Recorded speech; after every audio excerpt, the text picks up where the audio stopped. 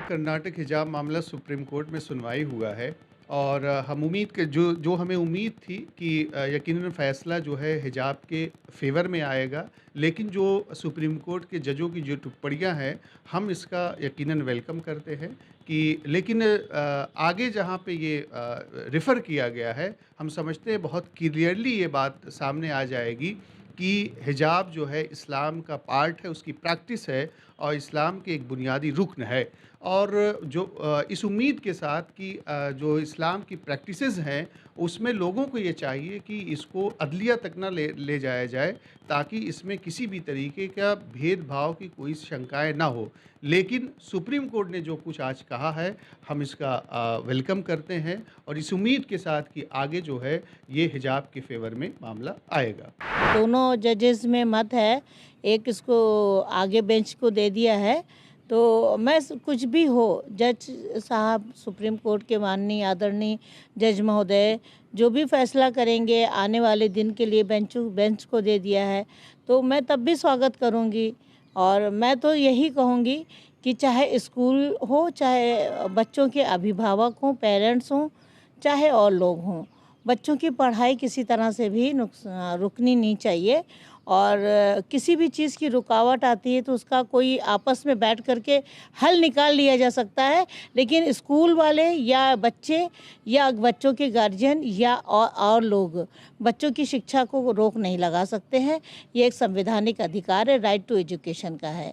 तो मैं समझती हूँ कि पढ़ाई सबसे ज़्यादा ज़रूरी, शिक्षा सबसे ज़्यादा ज़रूरी है। सुप्रीम कोर्ट से आस लगाए बैठे हैं कि फ़ैसला हिजाब के फेवर में, हिजाब के हक़ में आना चाहिए है। देखिए, अगर से जहाँ तक हिजाब और पर्दे का सवाल है, तो हीरा भी पत्थर है और एक पत्थर जो सड़क पर पड़ा रहता है वो भी पत्थर है। दोनों पत्थर हैं। पूरा हिजाब का मसला समझ लीजिए। एक पत्थर सड़क पर पड़ा रहता है जो पैर की ठोकर में आता है, एक पत्थर बैंक के लॉकर्स में होता है। वो जो पत्थर बैंक के लॉकर्स में होता है उसकी हिफाजत की जाती है।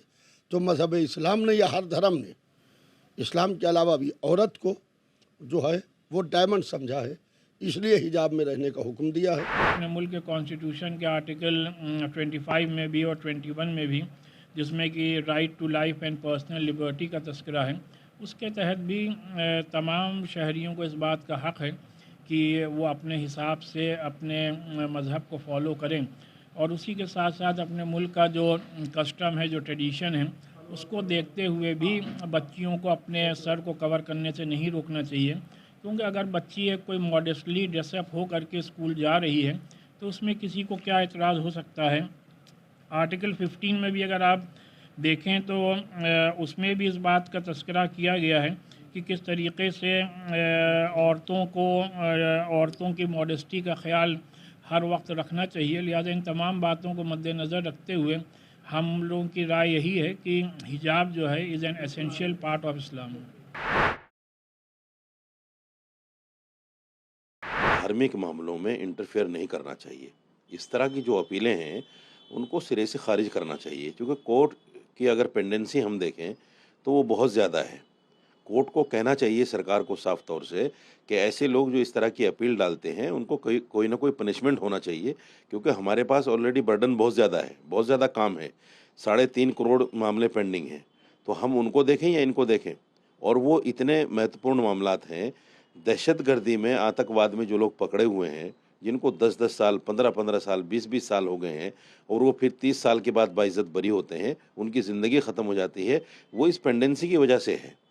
तो मेरा मानना ये है कि कोर्ट को साफ तौर से ये कहना चाहिए कि भाई धार्मिक मामलों को लेकर हमारे पास मत आओ। ये धर्म का मामला है, संविधान ने इसको क्लियर कर दिया है कि हर आदमी आज़ाद है अपने धर्म पर अमल करने के लिए। वो उसकी चॉइस है, वो क्या पहनेगा, क्या खाएगा,